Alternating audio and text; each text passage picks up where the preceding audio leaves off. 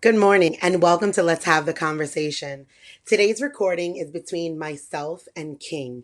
We are discussing gender, sexuality, and dating with HIV.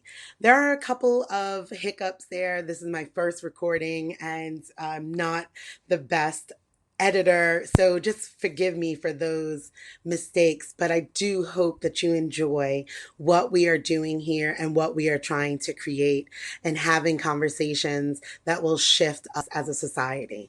So enjoy, leave some feedback, and let me know exactly how you feel about it all. And if you're interested in having a conversation with me, let me know that too. I'm happy to do so. Have a good day. So, welcome, King. We have you today on Let's Have the Conversation, and we are going to be discussing gender, sexuality, and HIV. So, thank you All for right. being here. Thank you for having me. I'm excited for this conversation. I think it's super important, especially within the Black community, to have these conversations.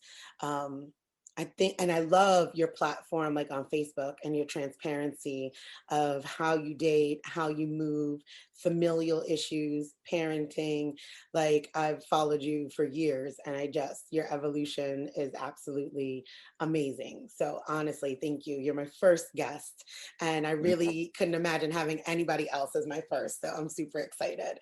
I feel So like you remember when I didn't used to be like that, then? no, but that's what I'm saying. Like you evolved in so many different ways. It's like absolutely amazing to be a witness to all of the things that you're doing now. You know what I mean? Like, oh, look at these real conversations. And when I watch them, I'm like, he's really opening up people's minds on what things look like and how we categorize stuff. So I was like, I want to see what that looks like here on a podcast and like focused directly on you, your own life, your own lived truths, and how you define things. Right. Make up much better than mine. And which is a great segue. Yes, I love all of the what inspires you, like when you have like all the dots and the lines and the lips, what inspires your look? Is it just artistic? Is there some cultural reasons behind the way you do your makeup? What's going on there? Because I put on red lipstick and call it a day. It's some it's a mix of a lot of different things. I'm like, I use this phrase, I've been using this phrase for years to describe myself as like complex simplicity. So on the face of things, some things I do seem simple, but they're really complex, and other things I do seem complex and they're really simple. So as far as the look, it's just a lot of different things. I mean, so externally, like as far as inspiration wise, I like I try to strike a mix between Prince and Jack Sparrow. Let's start there. So I just like, you know what I'm saying, just the looks that they've, you know what I'm saying, that they've done. And I know Jack Sparrow's a fictional character, but still, just I just like that shit. You know what I'm saying? And Yeah. then as far as the extra stuff, or you know what I'm saying, so like the tribal stuff, it's a bit cultural. I won't say that in this like because people will walk up to me and they'll be like, "What do those dots on your face mean?" or "What does this mean?" or "What does that mean?" The real answer is this is that's how I felt today when I, Right. you know what I'm Just saying, when that I did it. simple. But from like you know, in a lot of our like a lot of our African cultures, they used to really get really decorative with their faces and makeup and stuff like Yeah. that. So it's drawn from that. So I kind of call it like an Afro-futuristic type of thing. Um, you know, I like what they did in Black Panther with Wakanda and stuff like that. Yeah, And I just, totally you know agree. what I'm saying? So it's a mix of like my inspirations and this kind of Afro-futuristic vibe of like, what can Black people really look like and present themselves as? Because like Black people in America, we are American culture, to be Yes. honest. That's kind of a deep topic, but like the Irish or the Scots or you know Germans, all these other ethnicities in America have cultural things that they can draw from. Yeah, we can draw from Africa, but a lot of us don't even know. Like Africa's a continent. A lot of us don't even know where we came from and different things like that. So Right. our culture is really the American. Like if you look at American culture, Black culture is American culture, really. Like, Absolutely. you know what I'm saying? So We with absolutely that being said, Black people are so limited a lot of ways on how they can present themselves and what they're allowed to do and the boxes that they fit in. So just trying to create a new idea of like what we can do. Like, you know what I'm saying? Because if a white person walks down the street or, you know, somebody that's not of color or whatever, and they're wearing something outlandish or looking at something outlandish, you don't really think too hard into it. You just kind of accept it for what it is. But when a Black person does it, you got all these questions and why are they doing that? And why would they right. do that? It's not our thing. We don't do that. No, Yeah, fuck that. just like Like, with goth culture and stuff like that, right? Like you see like that angry look, dark yeah. colors and everything. And nobody ever questions that when like Oh, people do goth. But when we do it, it's like, well, and what's wrong? What are you doing this for? What's yeah. the purpose? Like we're And not people have walked up to me and been like, "Are you gothic and stuff?" And I'm like, first of all,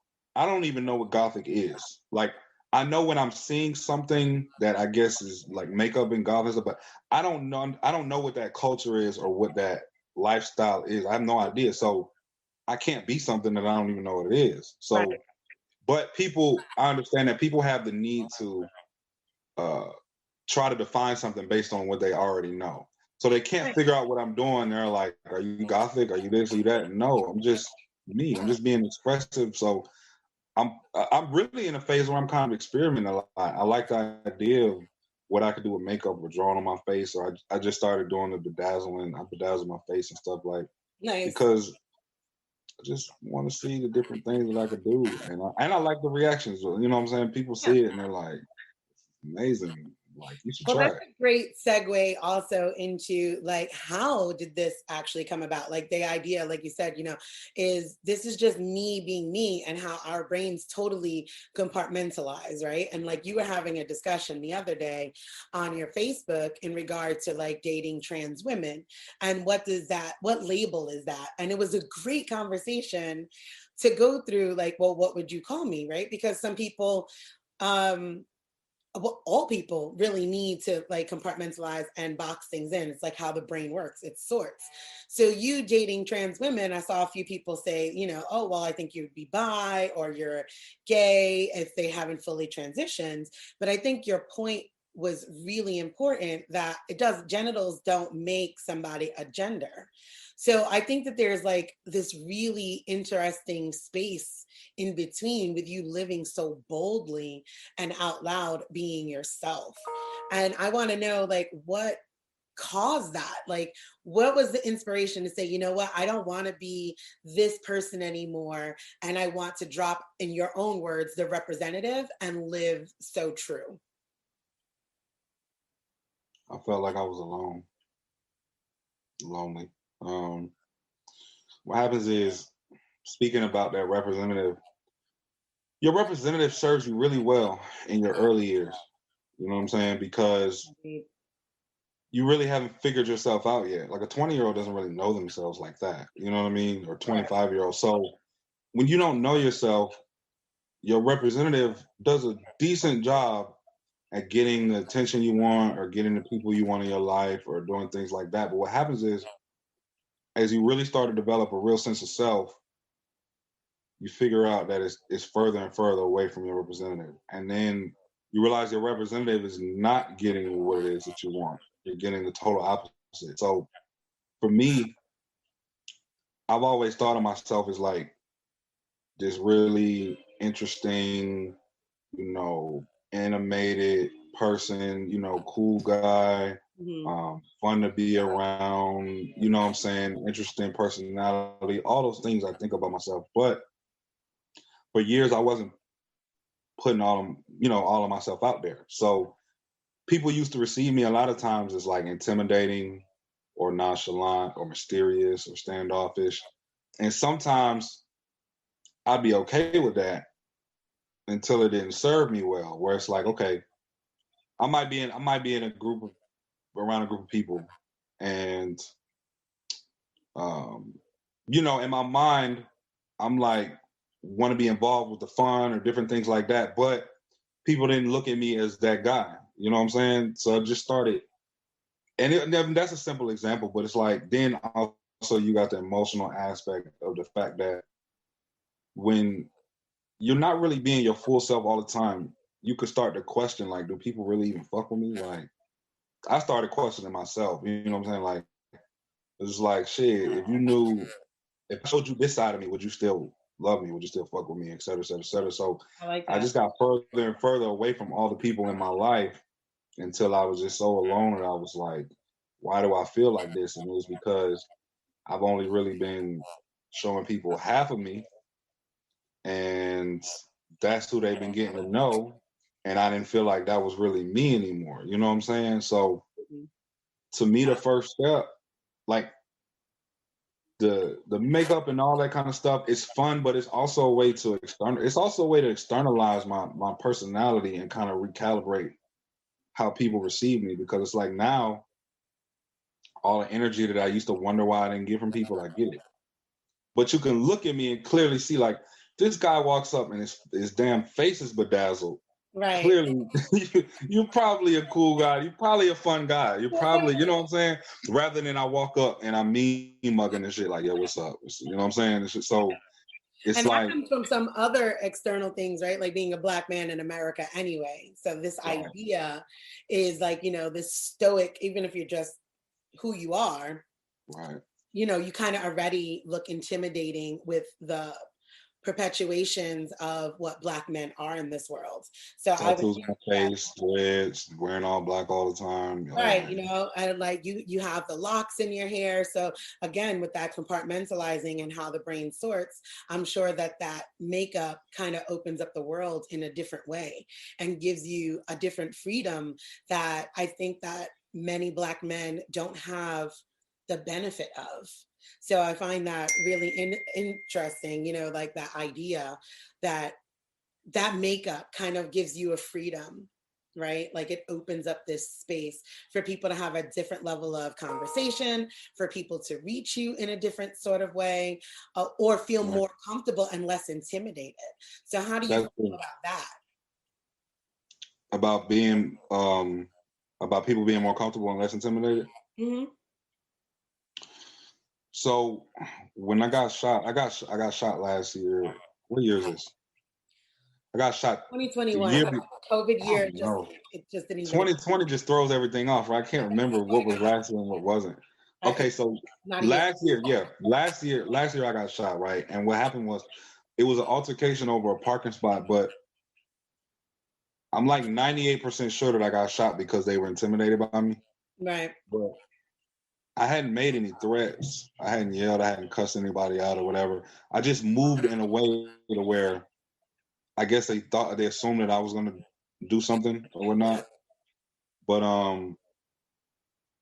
after that, I realized that like I used to wear being intimidating as a kind of like a badge of honor. Like after I'd heard it so many times for so many years, I just kind of took that on. Like, yeah, I'm intimidating and shit, and but then I got shot because of it. You know what I'm saying? Right. And it's like, And that's a and then like, harsh label to carry around, right? Because like you always have to be, I have these conversations with Black men often. It's like you always have to be on kind of thing, right? Like you always have to be, yo, I'm this type dude and this, that, and the other thing. And like that's exhausting. That has got to be exhausting to wear that shield when it's like, I really just maybe I want to skip down the street. But then if I start skipping, I'm gonna be thought to be, I'm gay. If I'm skipping gay down the street, or I'm gay. I gotta be feminine. gay. You're skipping down the street. You gotta like you skipping down the street. You have to like relate. You have to want to be in relationships with men. That's the only Right. way. It's like insane, these harsh narratives that we create around Black men. Like there's no joy. And I think like that's why I'm so enamored by watching your journey, because there's like no joy for Black men to have unless they're labeled as less than a man. And that is a horrible thing because one, we don't get to define manhood by these weird, constructs. Like I don't get it. Like I said, you wear makeup. I don't. That doesn't, nobody has ever thought that I was a man because I don't wear makeup. So why is it that when you wear makeup, somebody's like, oh, you're gay or you want to be a woman or something of the sort? Like maybe I just want to be free and wear makeup. Yeah. Maybe I just felt like makeup today. And it could literally be that simple. So kind of moving around in that space is very beautiful to me to watch, you know, especially raising a young Black man myself, knowing that there's Black men like yourself out there that's making it easier in the world to be a Black man without having to adhere to this very strict narrative of Black man masculinity. So honestly, thank you for living your life so out loud like that. It makes a difference and other people are watching, you know what I mean? They keep And then telling me that, that. huh? Everybody keeps saying it. I said everybody keeps saying that. That I people are mean, it's watching. very real. Like, it's very, very real. What you're doing in this world is shifting things for the next generation and for people that are raising the next generation, right? You start questioning it. Like, why can't my son paint his nails? Like, why is this something he can't do? Why can he not put lipstick on, but his sisters can? You know, what are these constructs that I'm creating and then passing on? So you're freeing a lot of minds that are able to watch you and like see your journey and with your transparency and challenging what that looks like, you know, which leads me into, like I said, like gender and sexuality. Like, just because you live like this, are you switching genders? You still identify as a man, correct? Yeah, I'm definitely not switching genders. Right. I Like, love I okay. love being a man. That's not no, I'm not. See, I'm I not love switching that. And then genders. like your sexuality is still heterosexual. So like it's a great, Debatably. huh? That's debatable. I mean, debatable by whose standards? I mean, like, I mean, I wouldn't be the one debating it, but sexuality only matters to other people, right? It doesn't really matter to me. So right, absolutely. Like for me, I would consider you, if I were to have to label you, I would say you're a heterosexual cisgender man. Like, you're happy with your birth assigned gender and you sleep with women. So for me, that's a heterosexual. And I think that that challenges people when they see you with your makeup or saying, I date trans women. And so, what does that feel like around having to navigate sexuality or conversations with people that have known you for so long, or even people that meet you? What does that conversation look like?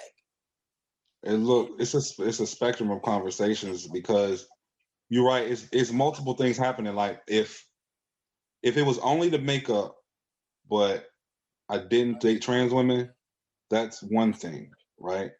Or if I date trans women but I don't do the makeup, that's another thing. But Interesting. then the lines blur when you when you mix these elements together, and then add on the fact that I'm creating a platform as an entertainer, which also always makes people question: Are you doing what you're doing for entertainment purposes? Ah, very It's interesting. another angle. You know what I'm saying? Right. So the people in my life are trying to figure out some. I got people who just accept me for who I am and that's it. But That's there's some people trying to figure out literally is this that a gimmick? life could They're be. like, is the makeup a gimmick? You know, or is it like how you just asked? I know you're asking because of the purposes of an interview, but still, like, like I get people who like, or say you're gonna start cross dressing and wearing dresses and stuff like that. You know what I'm saying? I love her to death, but my own sister asked me that. You know what I'm saying? Yeah, Like, it's I just mean, like, like, but I think it's a fair okay, question, right? Like, because as we're breaking these constructs down in our minds and kind of like tearing away the cobwebs of the things that we've thought, it's a fair question, right? Like, what we've known before from men who wear makeup is eventually they're going to probably wear dresses and live as a woman, or so it's like that's what I love about your life and your platform is like you're like, no, no, I just like makeup. And it's so did Prince simple, ever live as a woman? huh? Did Prince ever live as a woman? No, and he is so sexy. And I talk about that, about like the men back in the days, like with the heels and the taco meat out and their half shirts. And I'm like, we've accepted this before. This Yeah. so it's very interesting how like I feel like we've gotten more strict and more closed But in as the years have gone hip on. hip hop did that. You think so? Absolutely, I think so. Because remember, like you said, in the '70s and all that kind of stuff, they were accepting of all that. You could do whatever, wear whatever the hell you want. And let me say this. I think it was because I wasn't around then. Maybe you can give me some context on this. I think it was if you were an entertainer. I don't know. Well, here, I'm going to tell you what is that, my dad was like a fly corner guy, super duper, like sexy black guy, very taco meat out. And by today's standards, I think that they would say, maybe he dressed feminine. He wore bell bottoms, he wore his shirt out with the long, like, neck lapels and stuff, and he was very well groomed, nails always done. He parted his little afro. So, like, but he was super duper masculine as well. So I don't know what that would look like. So then to my point, I'm thinking like because hip hop came in with this super I guess you could say toxic masculinity. It came in with this, I mean, not from the beginning. Remember, hip hop from the beginning was fun and it was all sorts of things. But so really, I'm talking about the era of when gangster rap started. Okay, I can go for that. Because once gangster rap took hold and the powers that be realized the marketing potential and that could be made, they took that form of rap and placed it on the pedestal as this is the archetype for a rapper, for a black man, for urban black men, for what the hood looks like, for all that. And from then on, artists, you know what I'm saying, like Lil Nas or Frank Ocean or, you know what I'm saying, Tyler, the Creator, things like that, gangster rap be free like that, you know what I'm saying, still be looked at as cool or whatever. But it's what's interesting to me too is like historically throughout a lot of different cultures, men decorated themselves and presented themselves more flamboyant than women did. Right. You'll notice that even in the Even anime in America. is that like, like the prettier colors, the, like peacocks and red robins are the brighter ones, right?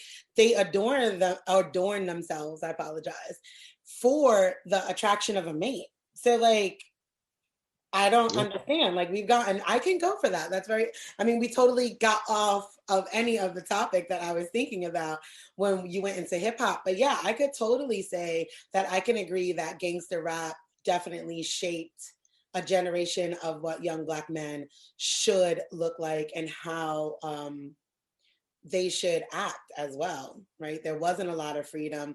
There wasn't a lot of the love songs and all of that stuff. So like the segue for having emotions even kind of left, right? Like you just had to be hardcore. Like there were no more love songs. It was just about like, well, I'm fucking you. You fucking or no? Okay. That's it. I can go for that. Yeah.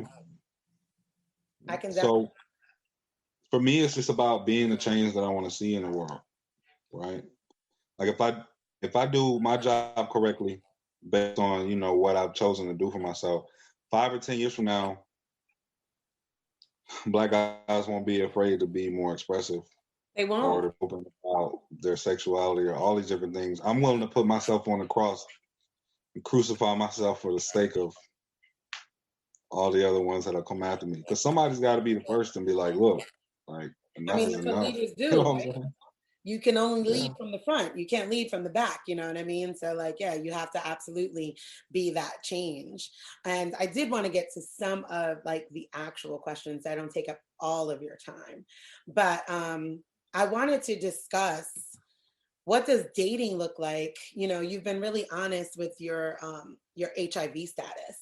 And I think that that's really important because that's also not something that we discuss enough within the Black community, especially. And in Atlanta, it's really high numbers. So what does all of that look like for you? Like as a fork in the road for you, like, okay, one day you're not positive and then the next day you are. What shifted for you in your life? Oh, everything. Because first of all, so yeah, there's a couple layers to this. There's the fact that was described as a hedonist and a swinger. Just for those who may not know, basically, a hedonist is someone who is all about pleasure.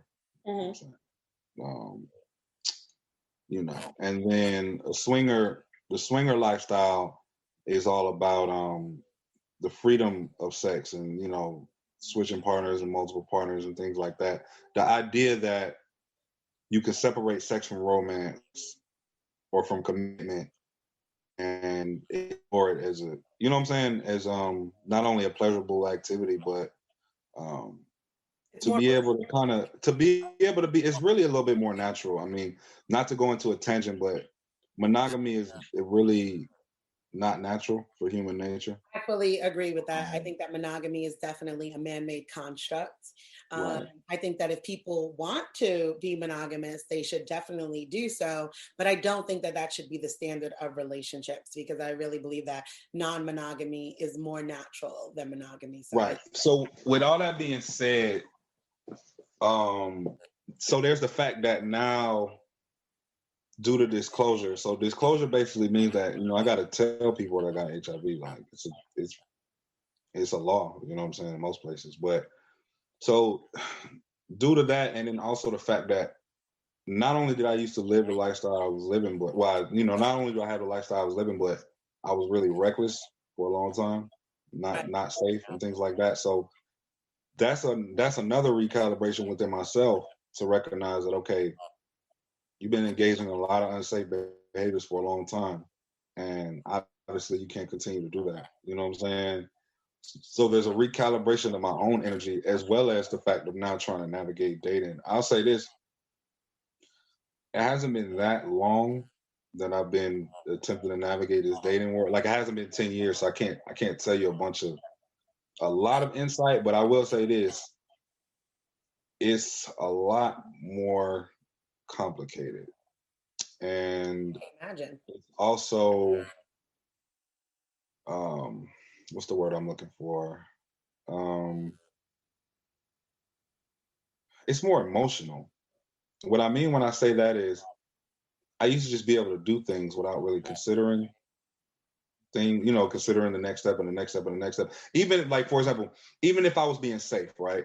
If Right, I'm out here being safe and I meet some folks or whatever and we hit it off, we can go have a one night stand, or we can go have a threesome, or if I'm in a relationship, I can go to a swinger club and we can swing, or you know what I'm saying? I could do all those things and be safe. But now I just can't throw myself out there willy-nilly like that, safe or not, because there's disclosure. I understand now that, especially being more transparent, I come with a set of things that would be deal breakers for a lot of people. right, So, and understanding that, I now have to think more and be, you know what I'm saying? Like, I'm more in my head about things. Like, I don't approach nearly as many women as I used to, because I wouldn't say maybe it is self-conscious, but it's like I used to assume that you'll like me if you talk to me. right, Now I kind of assume that you might not be into me. You know what I'm saying? Until you tell me that you are. It's right, different. Like, I just, my assumption has changed. Now I'm in my head and I'm like, you know, she might not do it. So I approach less women. I'm thinking about what I'm doing more. And then there's a battle between the things that I want to do and the things that I can't necessarily do anymore. So it's just different. I've realized that when it comes to dating, I just got to slow things down. I have to understand that any rejection I encounter is really a good thing. You know what I'm saying? I can't look at it as a bad thing. It's really a good thing, because I have to be uh I have to be true to myself, and in being true to myself, I got to make sure that anybody I engage with chooses to engage with me of their own free will, knowing, you know what I'm saying, everything that I may come with or not. So it's just a process of relearning my approach to things, relearning how to think about things, and learning how to have these disclosure conversations, because they look different every single time. I try to have them as soon as possible. okay, Like, what's up? continue. Yeah, I say I try to have them as soon as possible, because for me, I don't like the idea of somebody like really getting into me and then I have to have this big reveal. Right, I feel like the sooner I have this disclosure and reveal conversation, the sooner you can decide, like, okay, I'm with it, or okay, I'm not. And then if we continue building from there, then I know it's genuine. Up until my disclosure conversation, I don't even think anything is real. In my So how mind, I'm like, soon do you have this disclosure conversation? Like, let's say you meet me, we're out in a bar, club, Kroger, whatever, and you start talking to me and I'm talking to you, and we go out and we have coffee, and we're getting to know each other. When do you have the conversation with me? somewhere by the end of the date, you'll know. By the end of the very first date? Yeah, you'll definitely know by the end of the first date. I respect that. Now, when You you might have first, known before the first date. You might have known before the first date. Like I try to organically work it into any conversation that I can if I feel like it's necessary. Because the thing with sex is or attraction. The thing with attraction and sex is like you never know the line of when it happens. Like you don't know when the spark happens. right, The moment that spark happens, from then on, if and it could be anything, it could be any deal breaker. It doesn't have to be HIV or dating trans women. It could be that, whatever oh, the I'm difference, married, or yeah, it could be that, not, maybe married and separated or some shit. It could be, you know, children, I got children. It yeah, could be I got a micro penis. It could be any yeah. fucking thing, really. That's But, definitely a deal breaker for me, buddy. but yes, look, but it. I Gotta don't let have a you know micro that. penis. I don't have a micro. Anyway, so, but with that being said, it's like for me, from the moment that spark happens up until the time where wherever those potential deal breakers might be revealed, I feel like I might be leading you on. Like it's kind of like I'm leading you on in a way if I don't tell you, because now I know that you're into me. Right. I know that you may want to, take it a little further, whether it's dating or whether we get intimate, start sleeping together, whatever. But yet I'm holding on to this piece of information that I know could potentially change how you think, and I don't want to. I don't Now, want to in do that. all fairness, and I respect the disclosure factor, but like so many, many moons ago, because I'm like 40 something. I used to work Something. downtown in I'm sorry, what? I said something. He's 40 something. Yeah, it's like What 42. I what think number I'm is supposed to that? be 42 on April 14th. So I'm 42. All Um, right. So, but many, many moons ago, I worked at the Gay and Lesbian Community Center in Manhattan, and we worked on the very first AIDS project. And we used to go around in like the hot van. It was like health outreach to teens, give out clean needles, finger cots, dental dams, condoms, and do HIV education. And this was in my teens, and we would go to Harvey Milk, and we would deal with the people who were most likely to contract HIV, which was the gay male community and, drug users and kids on the street. So for me, I kind of learned from that old school way of just kind of assume everybody is positive and universal precautions. So is there a space in that where you feel like I don't need to tell you because you should be safe and protecting yourself? Nah, I don't know. Nah. I mean, I'm just asking, because I know people that do feel that way, that are like, well, you know what? You should just assume everybody is positive, and like it's your responsibility to protect yourself. I don't have to disclose my HIV status. That'd be cool, but the actual law on the books doesn't see it that way. So I don't have the luxury of thinking like that. There's a law that says that you have to disclose that shit to people, or you can be charged with a felony. Really? I Look it am up. new to learning that. Thank you for that bit of information. I had no In idea. a way, I understand it, and in a way, it's a bit. Here's what I think. I think it's only unfair in the times that we live in. I think that was a valid law in the early days when you pretty much just died from it and there was nothing else. But now that people live a full life, you know what? I might have just forgive me. I just had a tangent moment, but this might be a cause I need to take on. The fact that people don't die from that shit no more. Really, if you They take your don't. meds and be healthy I or know whatever, people that have I had don't. children and are HIV That's what positive. I'm saying.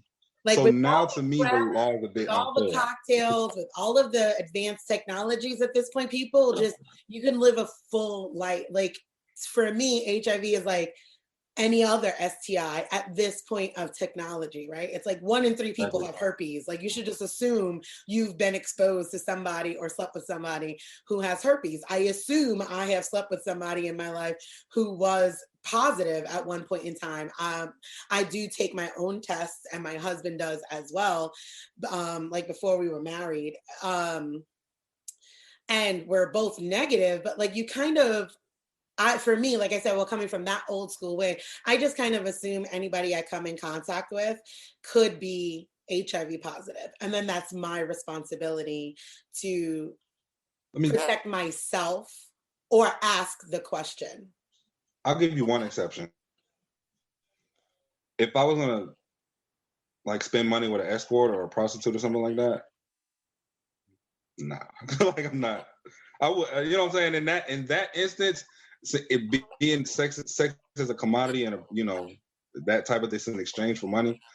Okay, That's well, the only time I would think that okay, you as a professional sex worker should be doing everything you need to do to protect yourself. And since we're here for an exchange, and you do this for a living, so you sleep with a lot of people.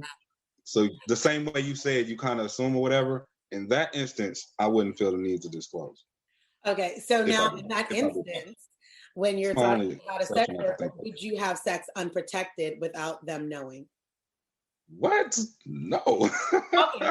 I just want to make sure. No. I'm just trying to gain clarity around what we're saying here. No. Like, are you saying Unprotected because they're sex with a sex sex workers, worker? they don't deserve protection, or like they're sex workers, and so like that's just assumed, and this is a part of your job, right? Like having a prophylactic should be a part of your job as a responsible sex worker. Now I've had unprotected sex with sex workers, but it wasn't. I didn't pay for it. It was like I've dated a lot of sex workers, so you know what I'm saying. But I'm Right. saying if I showed up to spend money with a sex worker, and that's what we're doing, I wouldn't stop and have a disclosure conversation.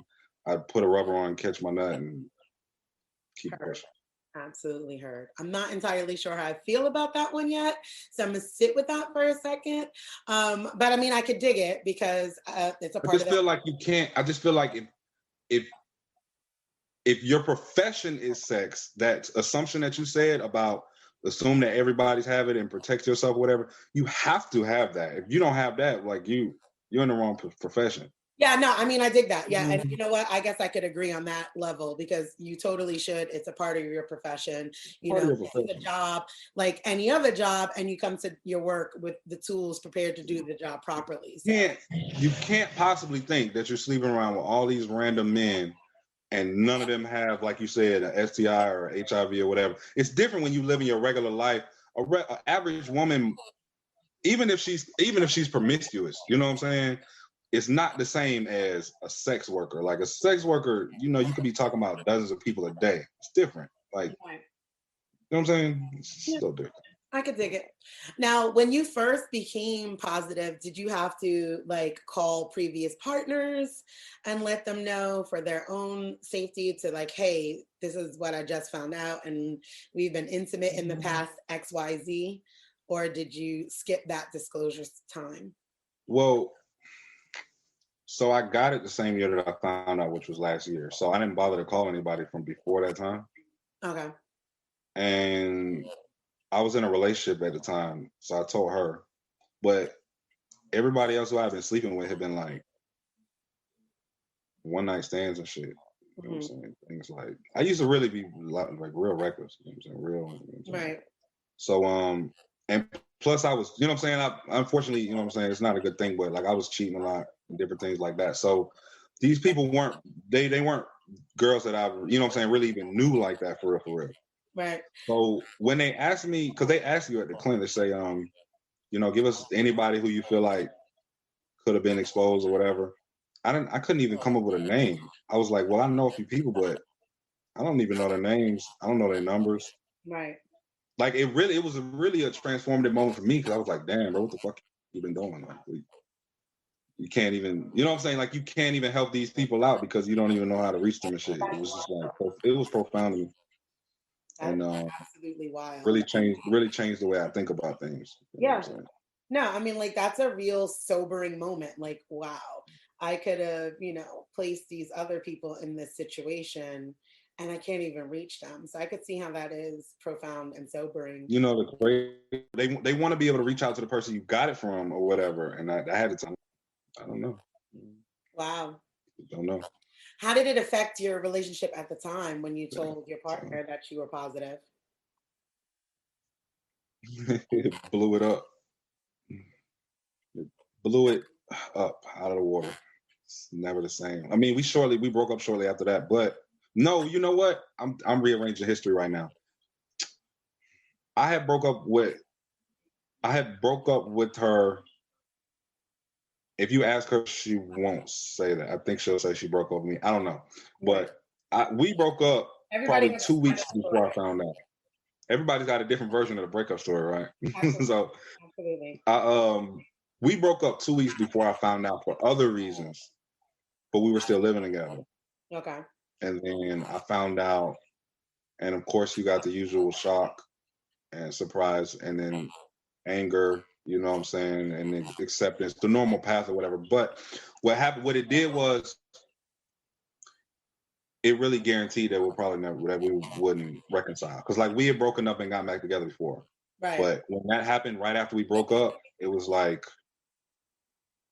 for her, it was like, yeah, okay, this is like over. That was a deal breaker. I'm not gonna go back to this. You know what I'm saying? Yeah. Because it wasn't just the HIV. It was, you know what I'm saying? It was the reveal that, You were like, you know, yeah, you've been doing things you ain't had no business doing and shit. So, um, I could see was how what it was. betrayal would be a deal breaker, even over the status. Like, wow, so you've been living this other life without me knowing. So I could see that. Right, I could see that completely. right, exactly. I mean, I've seen it too. I don't knock. You know what I'm saying? I don't knock her at all, or feel like it should have been any different. Right. That's So, good. I'm glad that you're able to see that um, from her point of view, because that's an important thing. Because betrayal, like a relationship, has to be based on trust, which is why you do your disclosure right away, right? Like, because, like you said, now if we're dating and I'm into you, and here we are 2, 3 months down the line, there's that's too long. that trust broken. Like, wow. Way too long. Yeah, I agree. I mean, I would like to know something like that. I probably would also enjoy that, like over our first coffee, and gives me time to say, do I want to invest in this person? And, how can I protect myself? Like for me personally, a person with HIV would be a deal breaker simply because I hate protection. Like, and that's just like where that lies for me. So, Would you like some education on that? yeah, absolutely. You ever heard of PrEP? Yes. So a lot of people who either date within a community that's high risk, which will be considered the LGBT community, or just period, just to protect themselves, they take a drug called PrEP, and basically once you've taken it, maybe it's like 2 or 3 weeks or something like that, but once you've taken it regularly for a while and you continue to take it, it prevents you from being able to contract it. So from my understanding, I haven't been with anybody who takes it that I know of, but from my understanding, people who want to establish long-term relationships with somebody who's HIV positive will usually take it, or people who know they want to sleep around with folks like that, you know what I'm Right. saying, will take it. Um, um, so there's that part as far as avoiding the protection part. You know what I'm saying? Yeah. I mean, now technically, so I'm undetectable, which means that my viral count is so low that I can't give it to anybody, or Right. you know what I'm saying? So technically, I could have unprotected sex with someone if they were open to it and they wouldn't get HIV. You know what I'm saying? But I know that that's like, it's just a mental thing, right? It's just so, it's I mean, like, when you understand, like the T cell counts and the viral loads and all of that kind of stuff, I mean, it is still a mind fuck, right? it's a mind thing. It's like, but this was like, because you want to trust the data and the science and all that, but it's still, there's that stigma. It's just like, but it's HIV though. Like, Yeah, the I monster. get that. That's what they I'm used to learning. call it. Like, that's the monster. Like, it's terrifying, that idea. And I really love that you're breaking down the stigma for it and educating people on your platform. Like, these are the ways that people are able to date, or like even now, like explaining to me how PrEP works and all of that stuff. And I know that you have to go. So I just wanted to ask a couple more questions, because this is really good. And I could probably have like 3 more episodes with you and on random topics, just because you're brilliant. But I wanted to ask, like, if you, with all of this life experience that you have as a father, as a partner, as a hedonist, as a swinger, as an entertainer, as a poet, as, what would you give? What advice would you give to your 18-year-old self? Yo. wear some condoms, like first and foremost. That's the first thing I tell myself. I'll be like, yo, you finna go down a crazy path. Just put some condoms on it. So much better for it. You know what I'm saying? I'd also tell myself that don't be afraid to be who you are and sit. Okay, let me say this. I got to give some context on that. I would say don't be afraid to be who you are. Because it's the only thing that'll set you free. And what I mean is, like, I did the double life thing for years. You know what I'm saying? They call it being on the DL and shit. So basically being in a trans woman but not want nobody to know. Right. You know what I'm saying? But what happens is when you're hiding something, it's naturally gonna become, you're gonna engage in unhealthy behaviors. Because let's look at, okay, this is an interesting example. Guys who go to jail, right? Everybody's heard the phrase gay for the stay, right? Yeah. These guys are deprived of what they really want, which is women. So what do? They start engaging with each other. Anything that you are depriving yourself of or denying yourself of is at some point going to come out. You know what I'm saying? At some point it's going to come out. But if what you're doing, you're hiding it, you got to hide it and do those, things like that. You can't engage with that healthily. And I mean that from a physical standpoint and from a mental and emotional standpoint. And that takes a toll on you. You know what I'm saying? It's going to take a toll on you and it's going to affect you in a lot of negative ways. So even for my life, like, had I been open being myself for a long time, I wouldn't have had to hide and stick around and do these different things like that. I could have engaged in a lot of behaviors a lot more healthily. Right. Same, because it's not what you do, it's how you do it. You know what I'm saying? Same thing, but just doing it differently, doing it healthily, and it would have changed my whole life. So I would definitely tell myself, wear some condoms and just be yourself, bro. Just live your truth. I love that. I love that. So I'm going to let you go so we can wrap it up right now. And where can people find your platform and hear more from you? My Instagram is really my best place. My Facebook is like for people who really, really, really know me, but Instagram, DA Hustler Kid on Instagram, everything's gonna be there. So. Okay. I like it. Thank you so much for your time and this conversation. And I promise you, I will have you on some more because you've hit a few things today that I'm like, we can go a little bit deeper and a little bit further on here, but I'm not trying to like take up the whole day. We'll do part two. We'll definitely do a part two. Absolutely. All right. Well, you have a wonderful day and thank you for having the conversation.